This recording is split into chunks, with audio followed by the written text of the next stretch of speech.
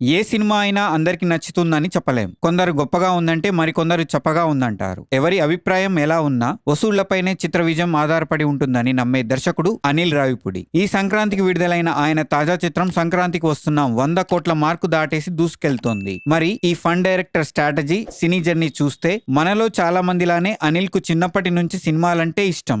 వయసుతో పాటు ఆ ఆసక్తి పెరుగుతూ వచ్చింది. ఉద్యోగమా సినిమానా అనే ప్రశ్నకు ఆయన సినిమానే సమాధానంగా ఎంపిక చేసుకున్నారు.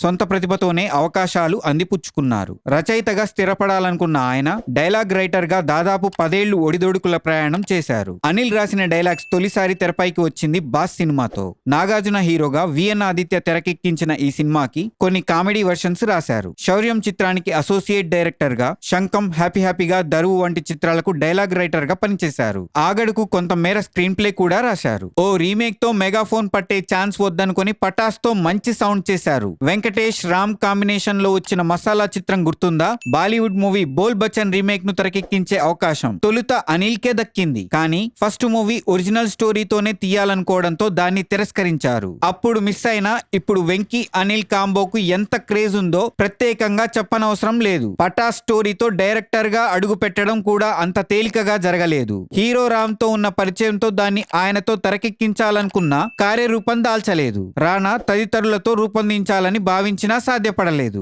చివరికి కళ్యాణ్ రామ్ తో సెట్ అయిన ఆ మూవీ 2015 జనవరి 23న విడుదలై నిర్మాతలకు 3 రెట్లు వసూళ్లు సాధించి పెట్టింది. నిర్మాత ఖర్చు పెట్టిన రూపాయికి రూపాయి రావాలనేదే దృష్టిలో పెట్టుకుంటా దానికోసం ఎంతైనా కష్టపడతా, మిగిలినవన్నీ తర్వాత అన్నదే అనిల్ సక్సెస్ సీక్రెట్. గత చిత్రం ఇండస్ట్రీ హిట్ అయినా లేటెస్ట్ మూవీ ఫ్లాప్ అయితే దర్శకుడికి ఛాన్స్ రావడం కష్టమనేది ఆయన అభిప్రాయం. అందుకే బడ్జెట్ కు మించి ఆయన ఎప్పుడూ సినిమాలు తెరకెక్కించరు. తక్కువ రోజుల్లోనే షూటింగ్ పూర్తి చేస్తారనే పేరు దక్కించుకున్నారు. పేపర్ పైనే కథను ఎడిట్ చేసేసి ఎంతవరకు అవసరమో అంతవరకే షూట్ చేస్తారు. మేం బావిలో పడిపోతున్నామని ఎంతో మంది ఆనందపడే లోపు సంక్రాంతికి వస్తున్నా మమ్మల్ని పక్కన పడేసింది. అనిల్ లేనిదే మేం లేం అన్న నిర్మాత శిరీష్ వ్యాఖ్యలే అనిల్ ప్రొడ్యూసర్ ఫ్రెండ్లీ డైరెక్టర్ అని చెబుతున్నాయి. సినిమాని తెరకెక్కించడం ఒకెత్తైతే దాన్ని ప్రేక్షకులకు చేరువ చేయడం మరో ఎత్తు. ప్రచారం విషయంలోనూ అనిల్ శైలి ప్రత్యేకమే.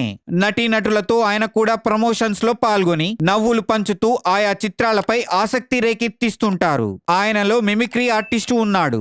సినిమా వేడుకల్లో డాన్స్ కూడా చేసి అలరిస్తుంటారు. ఆయన తదుపరి చిత్రం చిరంజీవితో తెరకెక్కిస్తున్నారని సమాచారం. కానీ ఇంకా అధికారిక ప్రకటన వెలువడలేదు. మరి అనిల్ రావిపూడి సినీ జర్నీ చూస్తే మీకేమనిపిస్తుందో కింద కమెంట్లో చెప్పండి.